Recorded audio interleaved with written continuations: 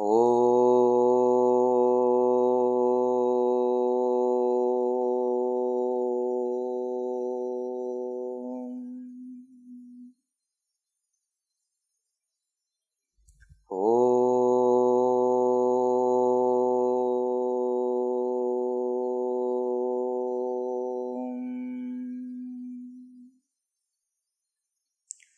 Om Sahana Vavatu Sahanau Bhunaktu Sah Viryam Karavavahai Tejasvinavadhitamastu ma Vitvishawahai.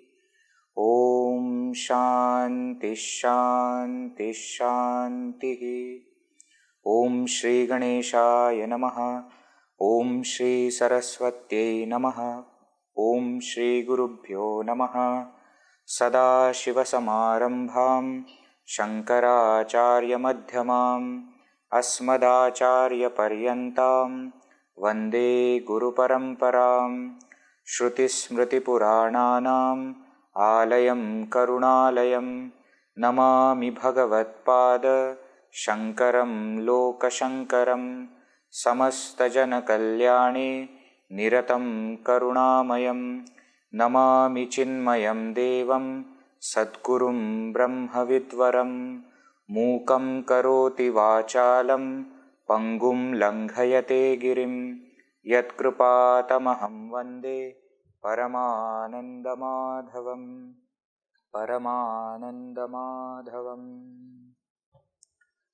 Sarva Vedanta Siddhanta Gocharam Tamagocharam Govindam Paramanandam Sadgurum Pranatosmyaham. Hari Om.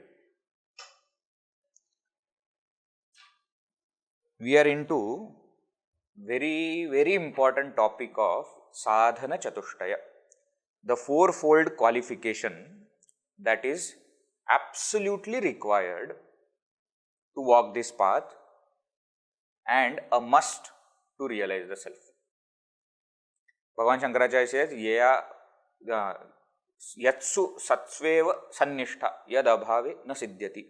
When these qualities are there, there is a possibility that there will be abidance in the self. Yad abhave, if these qualities are not present, they are absent, na siddhyati, it is not possible to realize the self. And we also saw that these qualities, when present in us even little bit, we can start the path and keep improving on these qualities, and when they become full, we realize, right? That is the importance of these qualities. And we started seeing Viveka, Vairagya, Shama, Dama, Uparama. These are the 5 qualities that we have seen so far. Viveka, the ability to distinguish between what is real and what is unreal. Vairagya, the ability to detach oneself from what is unreal. What we have just understood to be impermanent, sorrow giving, to detach from it, that ability is called as Vairagya. Then we start Shamadhi Shat Sampatti, the 6-fold inner wealth. Together, they are required and they are all related to the mind. And therefore, they are clubbed together as Shama Adi Shat Sampatti, the 6-fold inner wealth starting from Shama. So, we saw last time Shama, Dama and Uparama or Uparati. Shama means what? Shama means control of mind, or you can say control of mind on the level of mind. Where, how Shankaracharya ji defines Shama? Shankaracharya ji says that Swalakshe Niyata Avastha Manasaha, the state of mind which is Niyata, firm in its goal. Now, that goal can be Saguna Brahma, Nirguna Brahma, but in that goal, when the mind is stabilized, firmly rooted, that state is called as Shama. Which means what? Mind is not thinking about the world outside, and it is very comfortably in its goal, that is in our own inner self. That is called as Shama. Then we saw Dama. Dhamma means what? See, actually Shama and Dhamma, both words mean only control. Both come from root Sham and Dham, which mean same. But Dhamma means what? Dhamma means control on the level of senses. That even if the mind wants to go out, you control on the level of senses. Saying that no, not now. I have decided this is the time to study. Now I will study. Though the mind has the desire and it is trying to go out, Dhamma, you control the senses. Either you don't allow eyes to see that, or you don't allow tongue to eat that, or the anger is there but you don't allow it to come out. That is called as Dhamma. Shama, Dhamma. Ubhayesham indriyanam vishayebhya paravartya swaswa golake sthapanam. That the senses are turned away from the objects and they settle in their own sockets, in their own places. That is called as Dhamma. Sadamah parikirtitaha. And what is Uparama or Uparati? See, this Shama Dhamma also sometimes explained as Shanti and Danti. They mean the same. Shamaha is Pullinga Shabda, masculine gender word. Shanti is the feminine form of the word. It is same. So, Shama, Shanti is same. Damaha, Danti is same. Uparamaha, Uparati is same. It means same. So, what is this Uparati? Bahya analambanam vrittehe esha uparati ruttama. Shankaracharya says, when the thought of the mind is not resting on the outside world of objects. Bahya analambanam. Alambanam means support. Na alambanam means analambanam. Not supporting. Vrittehe, of that thought, of that mind, when the outside object is not a support. Means what? The mind is inside. It's not going out. Effortless withdrawal. See, in Shama and Dhamma, what is happening? It wants, but you are controlling. The mind wants to go out. The senses want to go out, but you are controlling. Whereas, in Uparama, what is happening? Effortlessly, the mind is withdrawn. Mind doesn't want to go out.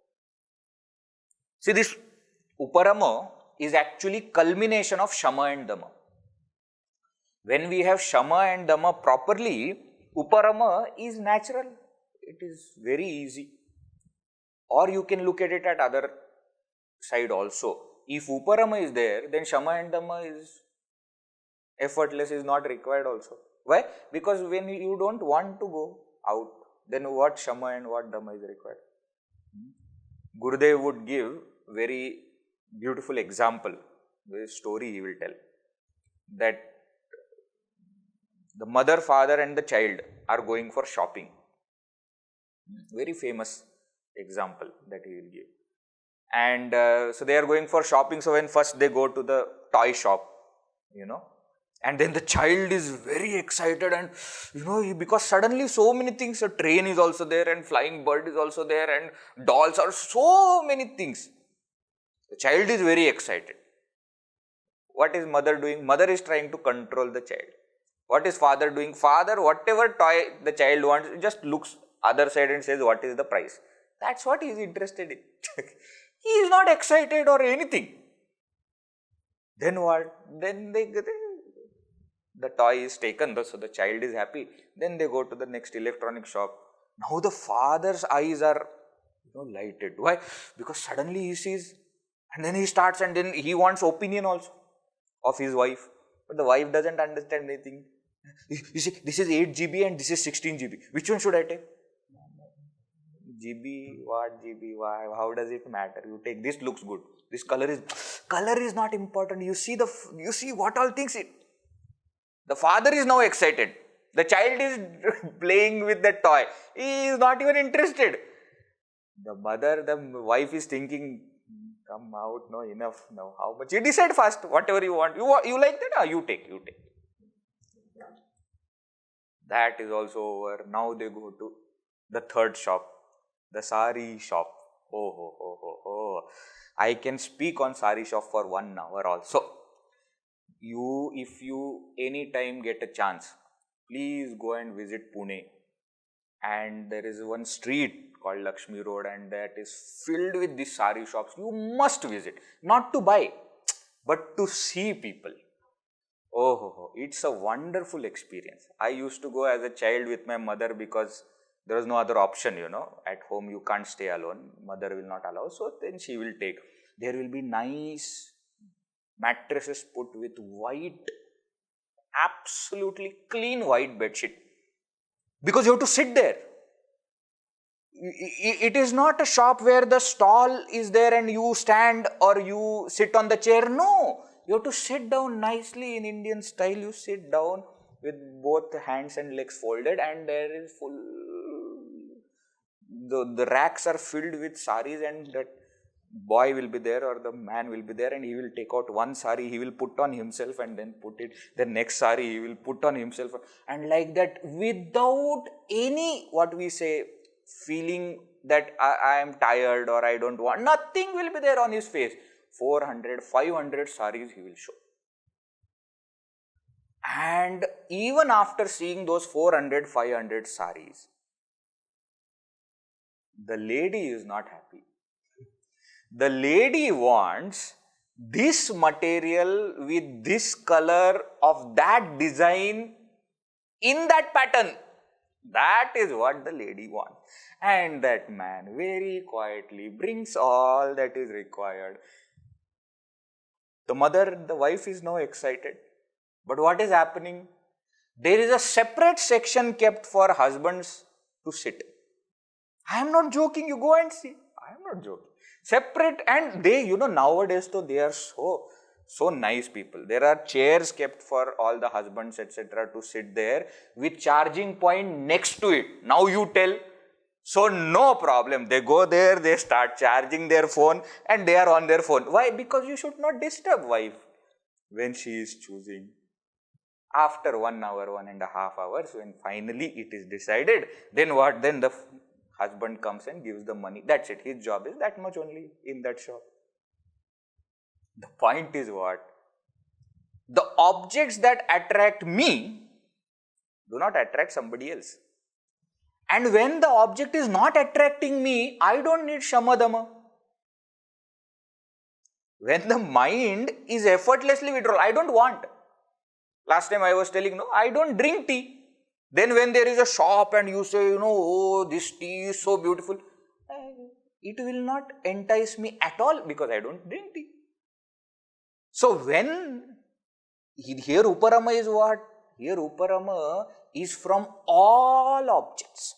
That is the difference you see. It is not from some objects. Otherwise, like that Uparama all of us have got. That's not the point. But when you are not interested in any of the objects outside, when the mind just stays within, effortlessly withdrawn, that state is called as Uparama or Uparati. Rama means to involve, to revel. Uparama means not to revel. When the mind is not reveling in the world of objects, that state is called as Uparama. Okay, so Shama, control of mind, Dama, control of senses, Uparama, effortless withdrawal. Now we go to the next. Now here you see, when we put efforts for anything, for any particular goal that we have, we are generally putting efforts for two things, two reasons. One is we are searching for joys outside. And second is we want to get rid of sorrow which we already have. We want more and more joy and we want to get rid of whatever little sorrow that we have.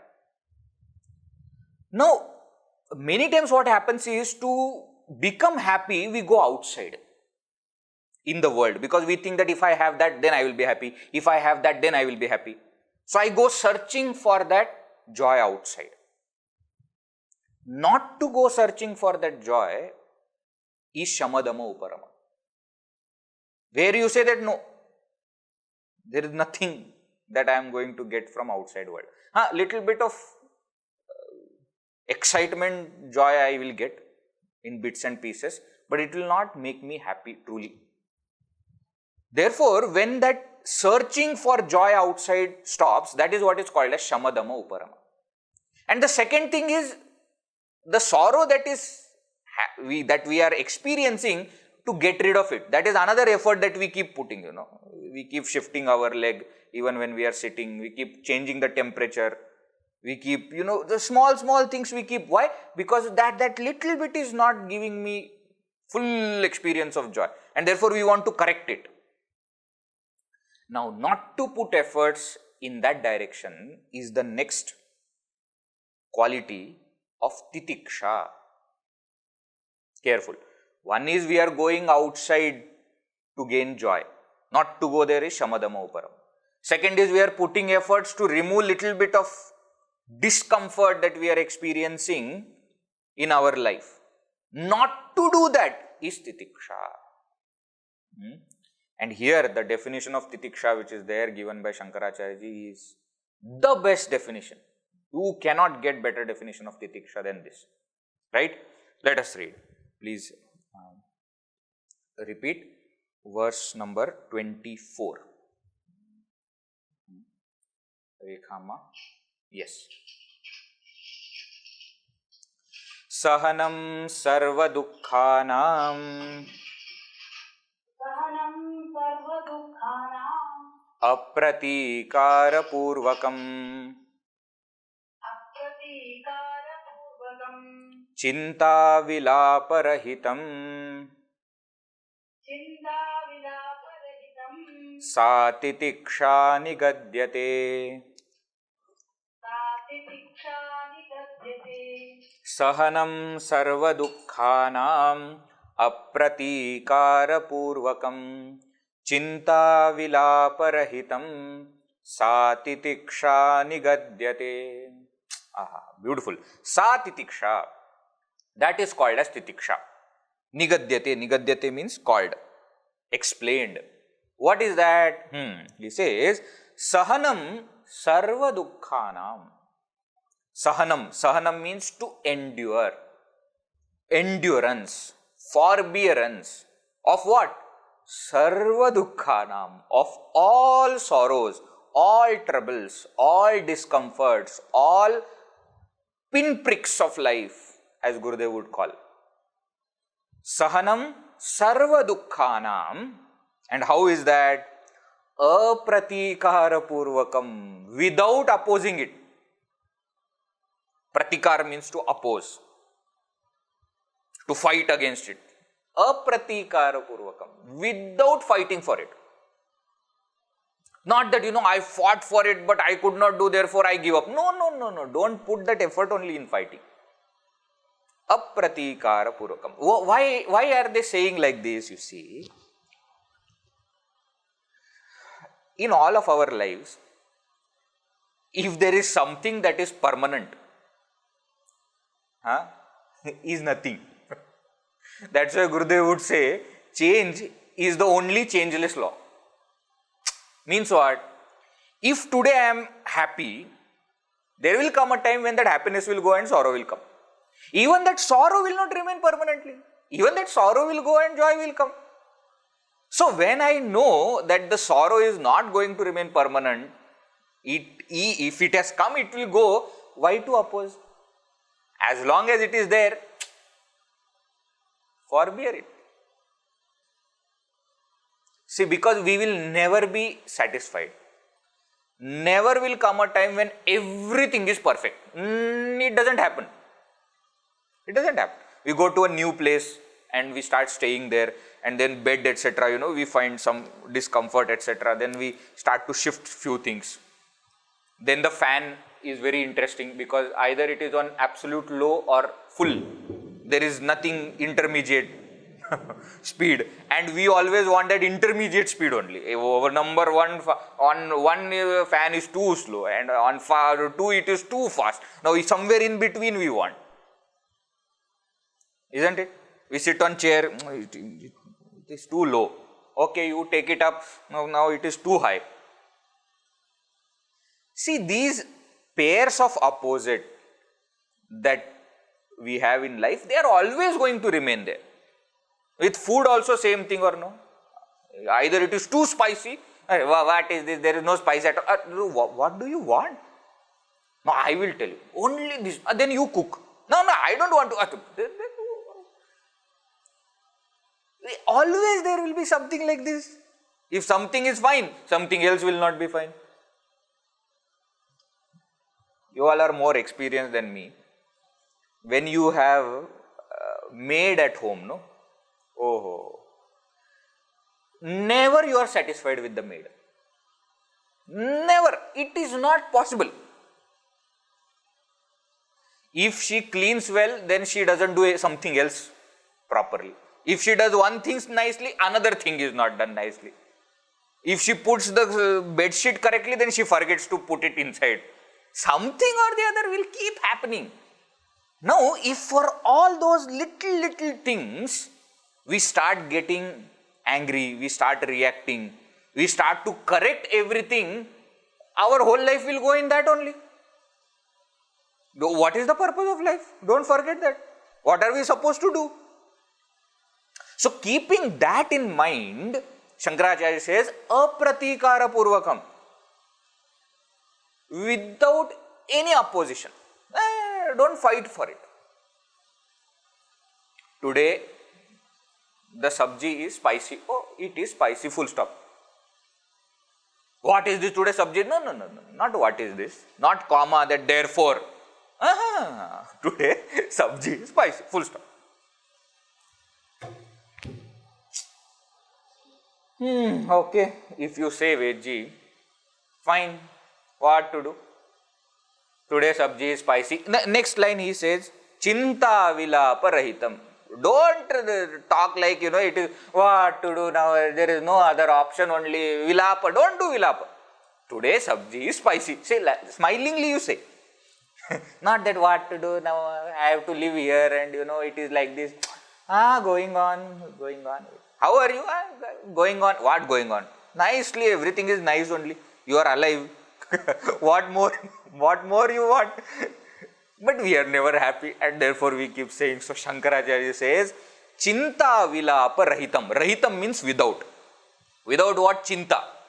Chinta means worry, anxiety for the future. I don't know how it will happen.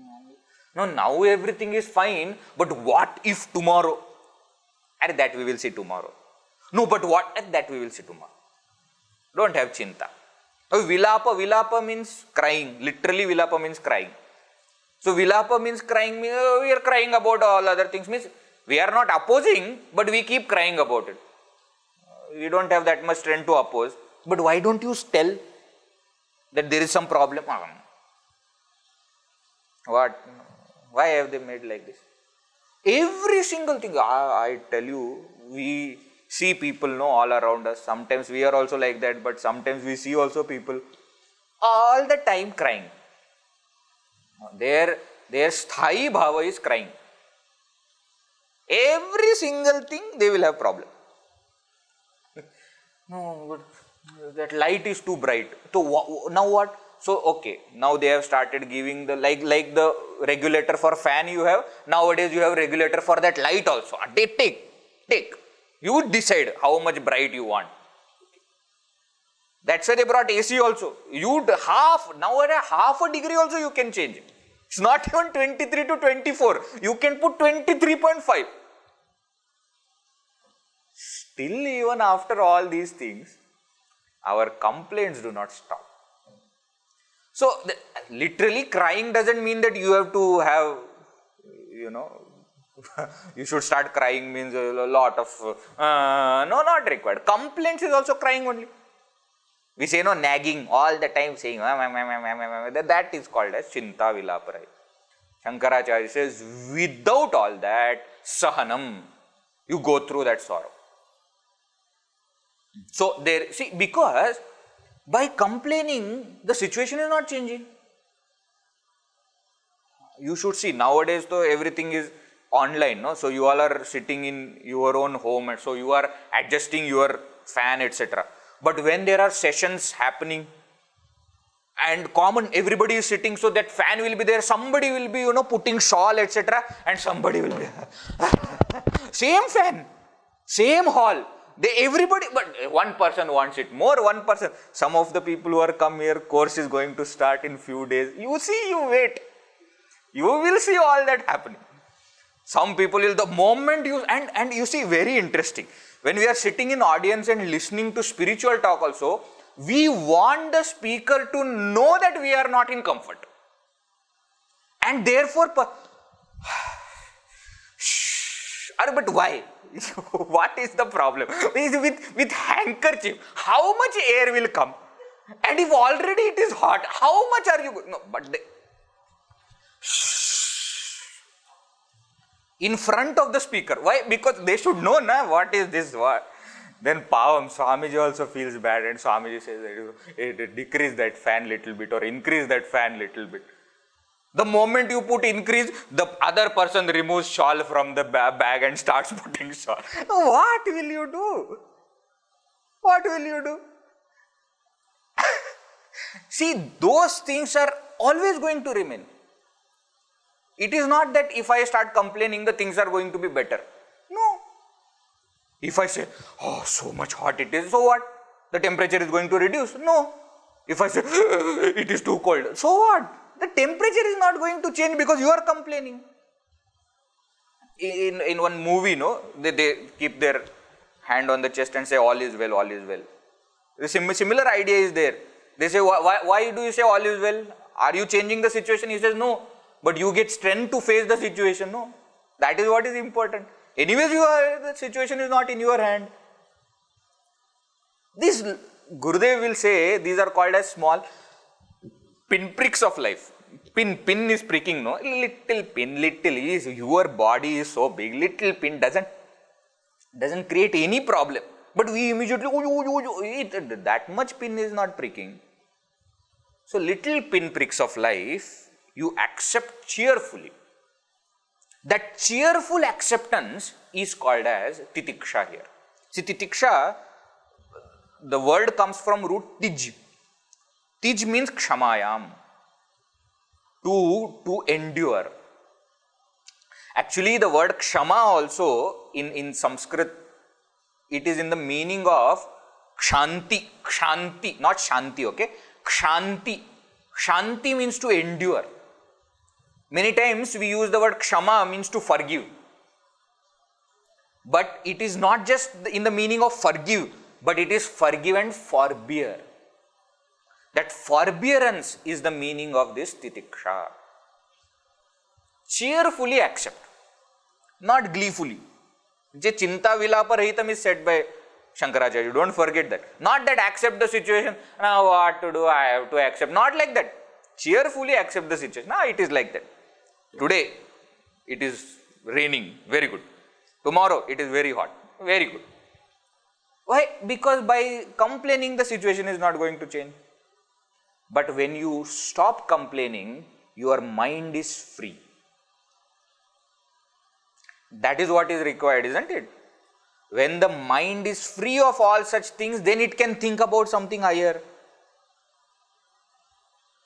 Actually, these qualities that we are seeing, Samadhi, Shat, Sampatti, are very closely associated with meditation. Shama, Dama, Uparama is very much required in meditation.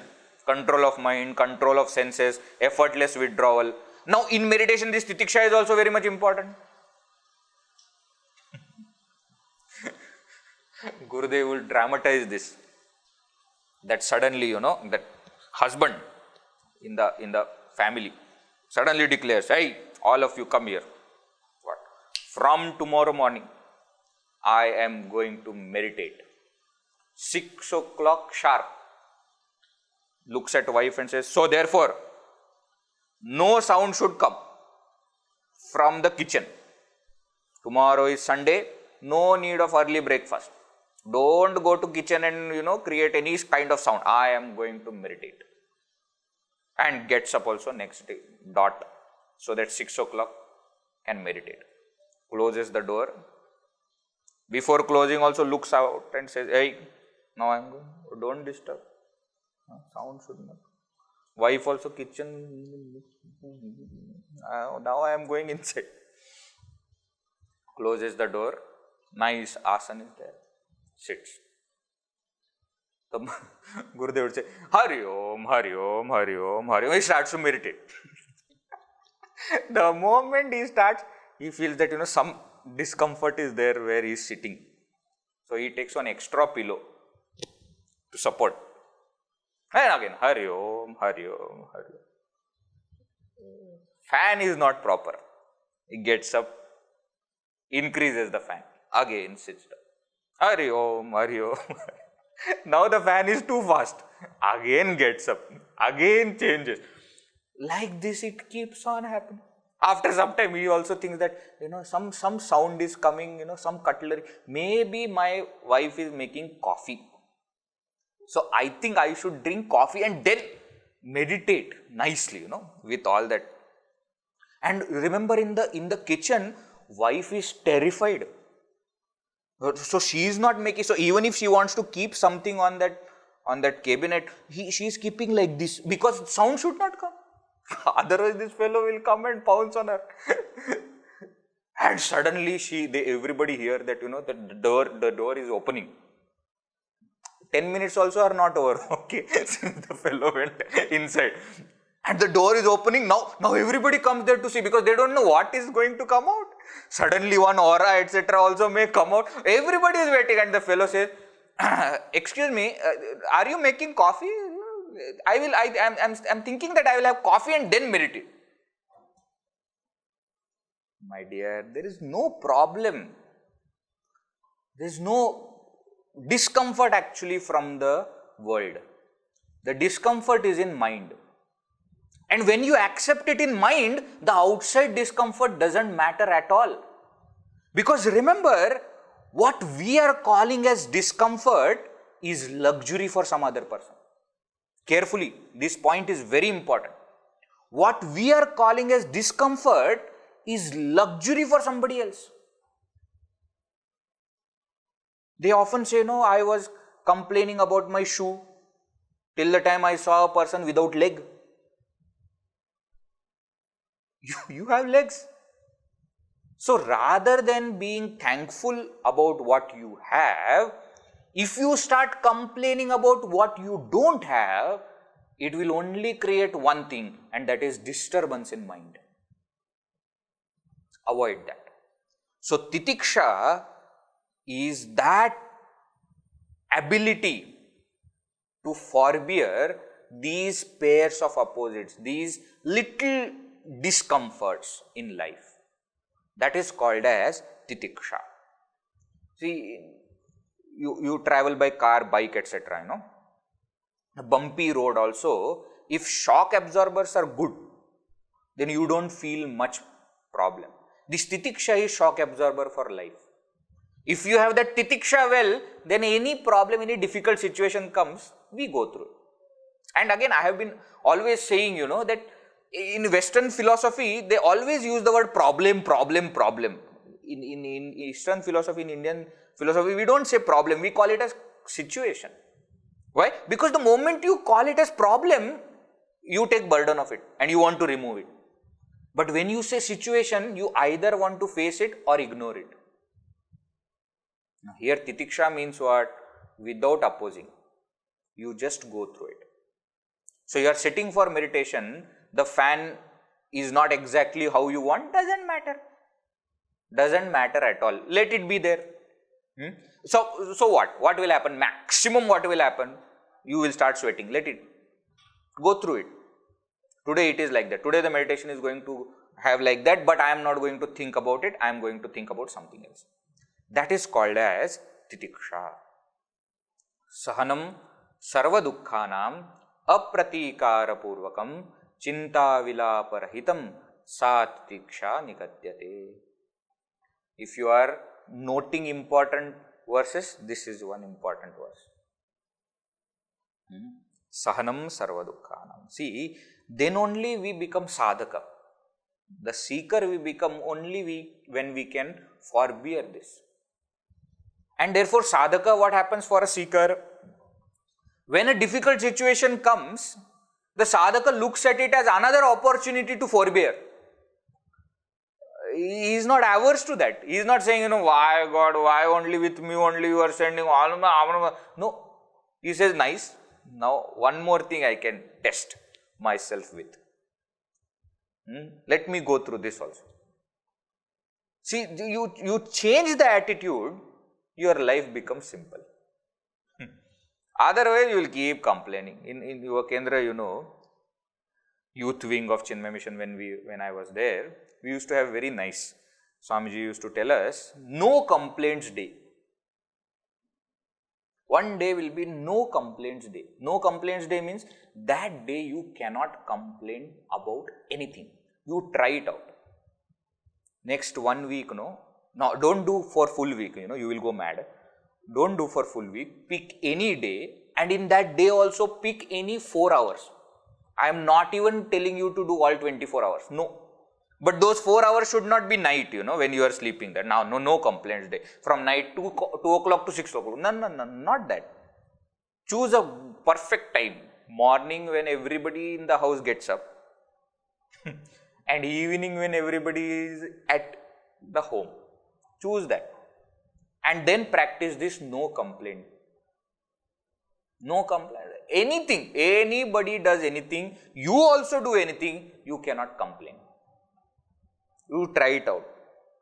Then you will know how many complaints we have every day. You are not keeping this here. This should be like. You are watching some TV. Why are you doing like this? Not even for imaginary characters. In the TV show that you are watching, can you complain? Try it out. No complaints. Okay. Then we will know how much titiksha we actually have and how much we have to progress still. Right? Now, let us go to the next verse. The next quality, the fifth quality in the sixfold inner wealth. Shama, Dama, Uparama, Titiksha. 4 are over. Now we go to the fifth quality, Shraddha. Let us see. Please repeat. Shastrasya Guru Vakyasya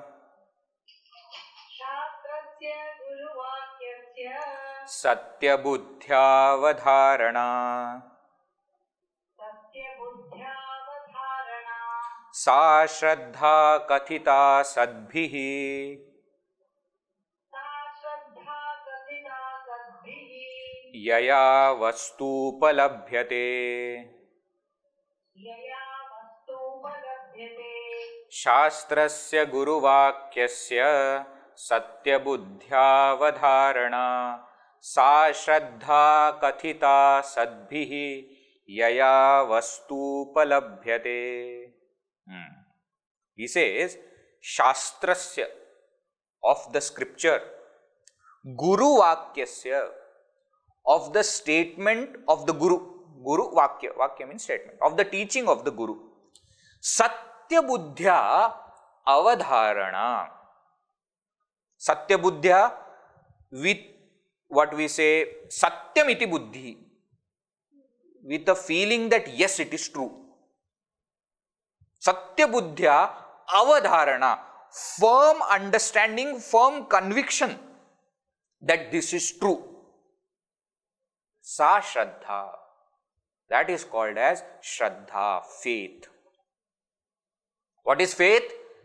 Faith is to have firm conviction that the scripture and the Guru are absolutely true.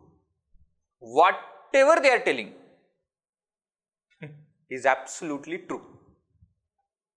This firm conviction is called as faith. Sa Shraddha Kathita. Kathita is called. By whom? By whom it is called as faith? Sadbhihi. Sadbhihi, by the wise. By the wise, this is called as faith. And Shankaracharya adds one point there. Yaya Vastu Upalabhyate. Yaya, that by which Vastu, the supreme reality, the Brahman, Upalabhyate, is gained. Note this point. For no other quality, Shankaracharya says that you will gain supreme reality by this. Only for faith it is said. Why it is like that, we will see. We will see now. But that's what Shankaracharya says. That much importance is given to this faith. Now we are very funny people. About faith also, we don't have faith. For our faith or for somebody's faith also, we don't have any faith. Oh, who says? Who says that? No faith. But here what is said, Shastrasya Guruvakyasya Satya Buddhya Avadharana. In Tattvabodha, the definition is given, Guru Vedanta Vakyadishu Vishwasah Shraddha. Firm belief in Guru and Vedanta Vakya, in the teacher and the scripture. Sometimes Ishvara is also added. Firm belief in the Lord, that is called as Shraddha. In Vedanta, these three factors, Guru, Vedanta and Ishvara. In these three factors, when you have firm belief, that is called as faith.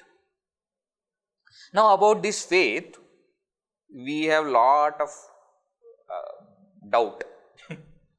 That faith, is it required? Why should it be required? And how can we trust? You see, let us go from absolute basics. In our everyday life also, faith is required. It's not that faith is only for spiritual life. We all are sitting, some of us are sitting on the second floor and third floor. You have faith in the engineers who built your building, isn't it? Good only, I am not saying doubt, but I am saying that's why you can comfortably sit and attend the class. Why? Because there is firm trust and belief that this will not fall. Every day while sleeping, we put alarm. What is that? Trust that we will get up, that we will be alive till the time alarm is there. Isn't it? You just think about it. It is not that faith is something which is only in spiritual. But of course, its importance in spiritual life is much more. Because Vedanta is talking about something which we cannot understand by any other means. And therefore, the entire faith has to be in the statement of the Vedanta. We will come to that. But the point is what? Faith is not new to us. And we also know a person who keeps doubting is always sad. Because doesn't have faith in anything. Who said? How do you know? What? Why? We say also no, doubting Thomas. We say. I don't know why Thomas got that name, doubting Thomas. Must be some character must be there in the Western culture, because of which they must have created this phrase, doubting Thomas. But we say no, samshayatma vinashyati. Na sukham samshayatmanah also is said in Bhagavad Gita, that na sukham samshayatmanah, for the person who doubts, na sukham, there is never any joy. Why? Because every single time his mind is busy doubting. So, now, so doubt is not a good thing. So, does it mean that we should believe blindly in anything that they say? Careful.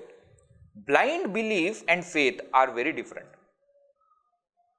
Gurudev would define faith very beautifully. He used to say, faith is belief pending enquiry. Very beautiful. Faith is what? Belief pending inquiry. Means what? To begin with, I believe, and then I inquire, and then I confirm that what I believed in was right. That's called as faith. In blind belief, what happens? You don't put any efforts. You say blind belief means what? This is like this. And therefore, if somebody asks question, no, so you cannot ask questions in blind belief. But how it is? No, don't ask. Don't ask. Just eat this. It is said that if you eat this, you will get all the knowledge. Eat. But how will you get knowledge? This is just a fruit. No, you eat. Don't ask questions. That is blind belief. Here what we are talking about, faith is means you believe and then you inquire. Then you ask 100 questions. When the Vedanta is telling you are Brahman, you ask question, how can I be that Brahman? That Brahman, all pervasive, I am only this much pervasive. How can I be that Brahman? I have little power, that God has all power. God knows everything, I know little. How can I be? You ask questions. Nobody is saying no to ask questions. Why? Because it is belief pending inquiry. So it is not blind belief that we are talking about, which is not backed by intellectual inquiry. And you just believe in, and so very funny things. This belief is also sometimes because no thinking has gone, many beliefs are very funny. I'll just give you example to understand this point. It's an old story that a guru was teaching one particular yaga to his students. And when he was teaching, one cat entered into that ashram. And that cat was disturbing these students. So he told one student that, you get up and there is that old type of, that basket will be there, which is with holes. Generally what we use for keeping fruits, etc., that basket. You keep that basket on top of the cat. So because of holes, that cat will be able to breathe but will not move, will be just staying there. A second day again same thing happened. So he again told that, please put the basket. And third day also that thing happened. So now what? After some time it became a ritual that in that particular Yajna Yaga there should be a cat which should be put under a basket. They started following. So now when the cat is not there, they will go and search for cat. Get that cat, put in that northeast corner of the house, of the place where the Yajna is happening. There should be a cat with basket on top. So then the basket business went up, then the cat business went up. I am not going in detail, but what I am saying, if suppose somebody does something without thinking, then such blind beliefs may be added into the rituals. But then comes another great master who again thinks about it and removes all these blind beliefs also. Isn't it? That's how our Indian culture has survived for such a long time. That whatever negativities or whatever mistakes have been added, they have been removed also. The moment we inquire, we understand what is true and what is just a blind belief. Okay? But you see, suppose you say that no, but I don't want to have belief only, then you will not be able to proceed. Why? Because we are talking about something which is beyond sensory perception, which is beyond the mind, beyond the intellect. How else will you gain the knowledge? Unless you have faith. Therefore, in Shravana also, the most important thing is faith. When you are listening, now you are listening. Suppose first question is, what is the proof that Vivek Chudamani was written by Shankaracharya? Very good. We start only from there. Nowadays you go to scholars summit, etc. That will be their topic. What is written in Vivek Chudamani and whether we can practice it or not, that is something different. First question, what is the proof that Vivek Chudamani was written by Shankaracharya? What is the proof that there were 585 verses? What is the proof that Satya Buddhyavadharana is Satya Buddhyavadharana only and not something else? Now remember, if you keep doubting, you will never gain knowledge. Also, you never ask these questions for science. What is the proof that Archimedes came up with the principle of water displacement? What is the proof that Newton came up with the law of gravitation? You never ask this question. When you were sitting in science class, did you raise your hand and say that, ma'am, what is the proof? You never asked. See, is it not possible that Newton's neighbor was a very brilliant person who came up with these 3 laws of motion and Newton just took it and made it patent on his name? Possible or not possible, you tell me. I am not saying it happened like that. I am not against Newton, but I am saying, is it possible or not possible? But we never ask questions. The moment it is physics or chemistry, biology, we believe. The moment it is spirituality, religious, then immediately, what is the proof? What is the proof Sri Rama existed? What is the proof that he built a bridge? Go and jump into the ocean, you will find a bridge. If not, your body will find the bridge, because it is there. No, we believe. Now NASA has also confirmed, but we need NASA to confirm. Till that time we don't believe. Very nice, very funny people. We never ask such questions in science. Actually, we should ask questions in science only. You know why? Because the science keeps changing their theory. Atomic model structure, Bohr's atomic model structure, when you are studying, you study it very sincerely. Next chapter is Rutherford's model, and then you understand Bohr's model is wrong. Then you ask, why am I studying this then? Then you study Rutherford's model also, and with full faith you study, you by heart also what all, and then they say atomic structure is something different, that proton and neutron is in the center, electrons are roaming around. Then why did you teach me the previous two theories? There we never ask questions. The theories, and you see in science, no theory is final theory. Now we may say Newton's theory is final, but then Einstein comes and says that it is only relative. Newton's theory works only in Newtonian time and space. Then what happened outside Newtonian time space? What happens? There is a different theory, I will tell you. Then Einstein comes. Then after 50, 20, 100 years, another Einstein will come and change. But we never ask. Whereas in Vedanta, it is confirmed. You are Brahman, full stop. There is no changing the theory. And time and again, the masters which come will just strengthen the theory that yes, it is true, we have experienced. It is a time-tested method. So many people have walked on this path and have confirmed that yes, this is true. Still, if we don't have faith, it is our loss. That is why Shankaracharya says, Yaya vastu upalabhyate. If you have faith, you will gain the supreme. Another thing that is important is, when we have faith, logic is not required. When we have faith, logic is not required. When our mother tells something and we have faith, logic is not required. Isn't it? Does the child, when the mother gives that milk bottle in the child's mouth, does the asks, wait, what quality is the milk? Is it correctly pasteurized and all? Have you checked? No logic is required. Why? You have faith. Over, topic close. Faith doesn't require logic then. Why? Because see, logic is again funny thing. Today I have a strong logic about something, tomorrow somebody else will give logic, my logic will go for a toss. It will keep changing. Then what? Then I will also keep changing. One time I am, very much dedicated, and another time I am very much. Why? Because as long as it is logic, it can be proved and it can be disproved also. But when there is faith, you cannot shake that faith. It is like this, full stop. But remember, this is not blind faith we are talking about. We are not averse to thinking. We are not doubting. But we are just wanting to know how.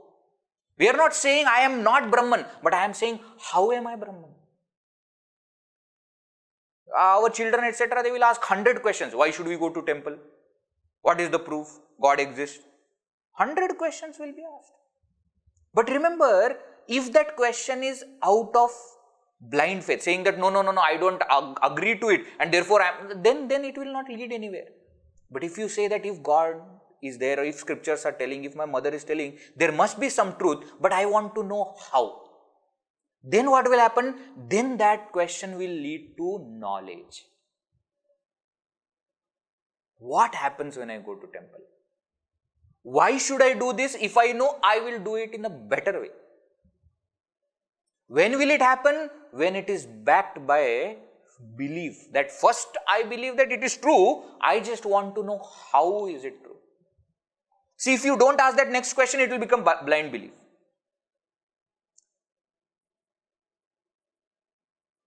There was one doctor, but he was a very different kind of doctor who used to cure people by using mantras. There are different kinds of medicines in our culture, yantra, tantra, mantra, different kinds of medicines are there. So mantra is a mantrik, we used to say, no? So he is a person who will cure a disease by chanting a particular mantra. And one person who saw this mantrik, chanting, and somebody had serpent bite was there, and this mantrika chanted mantra, and that wish, that poison came out, and poison went away, and that person became fine. Now this one person became very thrilled by it and kept on going behind this and said, please teach me this mantra, please teach me this mantra. So he said, no, there are a lot of things that are required, we can't teach, and it is a rahasya, and it is kind of secret, and we can only teach, in our family, and there are so many restrictions, I can't just, because somebody may misuse. Mantra power is something that can be misused. So he kept saying no. But this student was very persistent and said that, you please teach whatever you want, I will do. You want me to serve, I will serve. Whatever you want, I will do. So, one day, he was irritated, the teacher was irritated and said, come, I will tell you. Dam, Deem, Doom. This is the mantra, go. That student became so happy, I got mantra, and then went and kept on repeating, Dam, Deem, Doom, kept on repeating that mantra. It so happened that this mantrika was in some other village, and the king of that particular kingdom announced that my son has got a serpent bite, and if anybody can cure it, we'll get 1,000 gold coins. But the mantrika had gone to another place, so mantrika was not there. So it kept on, they kept on going rounds, etc. And then the student came and he said, I know. So the king said, how do you know? He says, you know that mantrika? He said, yeah, but he's not, he's my guru. He taught me the mantra. And he taught me, and since then I am only thinking about that mantra only, and I can cure. Now he said, okay, now there is no other option. You try. And he went to that prince and he said, Dam, Deem, Doom, and he was cured. Now after a few days, the mantrika came back. Now this story was going around. The mantrika came to know that mantrika student cured prince from serpent bite. Now the most surprised person was mantrika, because mantrika knew that I have not taught him correct mantra.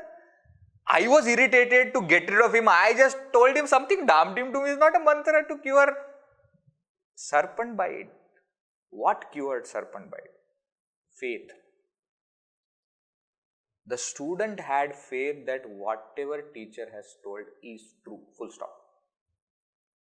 That faith does wonders. Mantra power is something, but power of faith is something else. Very famous real story of Nisargadatta Maharaj also is there. One realized person from Mumbai. He was living in slum. He had BD shop. That's what, uneducated person. He used to roll BDs and, sell. One day, one Mahatma came there and he was listening and said, you are that. Nisargadatta Maharaj, without any prior knowledge, nothing, he just believed, I am that. Full stop. In 6 months, he realized. He's written a book called I Am That. I'm not joking, you go and find it. Faith does wonders. When there is no faith, then logic is required. Then all the other things are required. Shankaracharya says, if faith is there, yaya vastu upalabhyate, that by which you can gain the supreme reality. Faith is a very, very, very important quality. Sa shraddha katita sadbhihi yaya vastu upalabhyate. Shraddhavan labhate jnanam. Bhagavad Gita also says, isn't it? Samshayatma vinashyati. So faith is something that we must have, and more so in Vedanta, because as I said, number one, it is not worldly knowledge which you can testify. It's something that is beyond sensory perception, beyond mind and intellect, and therefore the only way is to have faith. If you don't have faith, you cannot progress. Number one. Number two, it cannot be confirmed by other person also. It is not something that, why? Because it cannot be explained in words. So anybody who has experienced that supreme says that I cannot explain. Why? And even if I explain, you won't understand, because it cannot be something that can be understood. It is not something like that. So, this knowledge is something that without Guru, without the scriptures telling us, it's not possible. Alaukika Vishaye Vedaha Pramanam. We have seen earlier also that in all such matters which are beyond sensory perception, Vedas are the final authority. And even those Vedas, even the Vedanta, we cannot study on our own. Therefore, Guru is must. Therefore, Shastrasya Guru Vakyasya Satya Buddhyavadana. Shankaracharya writes in one place in Bhashya, Shastrajnopi Swatantrena Brahmanveshanam na kuryat. Even if you are well versed in other scriptures, you understand Vyakarana and Nyaya and Mimamsa, everything you understand. Even then, Brahmanveshanam, the Vedantic knowledge, you should not do independently. You must do it under a Guru. It is absolutely must. This point we have emphasized many times, so I don't have to tell again and again. The Shruti, the Vedas, the Bhagavad Gita, they are replete with the mantras and statements which show the importance of Guru. Acharyavan Purusho Veda. Only a person who has a teacher will understand. Yasya deve parabhakti yatha deve tatha guru.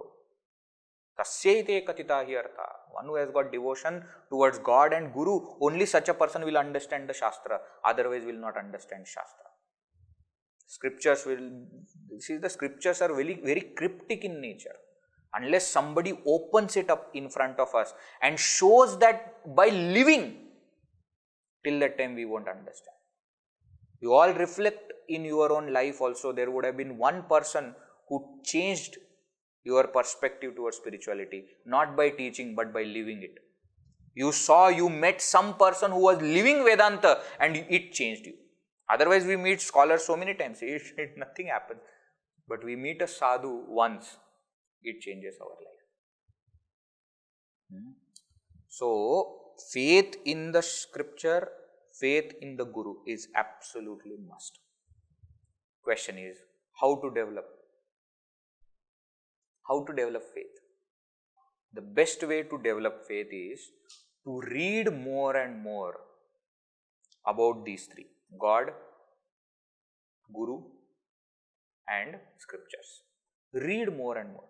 Read the biographies or autobiographies. Biographies only will be more of great saints, because many times the saints don't write autobiographies. That's why I said biographies will be more.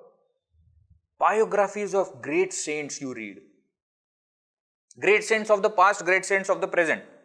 Whatever you like. Read that. We will really understand the importance of faith, and that will give us a chance to develop faith. Read more and more. Glory of the Lord, glory of the scripture. You read that. Satsanga, be in touch with such people. Your faith will be strengthened. Don't forget, Yaya Vastu Upalabdhi. Only by that the Supreme will be realized. Okay. I think sufficient for today. Two important qualities we have seen today, okay? Titiksha and Shraddha. Both are absolutely important. See, Titiksha is to leave all that which is worldly, in the sense that you are not looking at it. You are saying that I will go through it. Shraddha will give you the acceleration towards the Supreme. Titiksha and Shraddha. Now one more quality in the sixfold inner well, Samadhanam, and Mumukshutva, the fourth in the fourfold qualification. That we will see in the next session. Alright. Sufficient for today. Om Purnamada Purnamidam Purnat Purnamudachyate Purnasya Purnamadaya Purnameva Vashishyate. Om Shanti Shanti Shanti. Harihi Om Shri Gurubhyo Namaha. Harihi Om.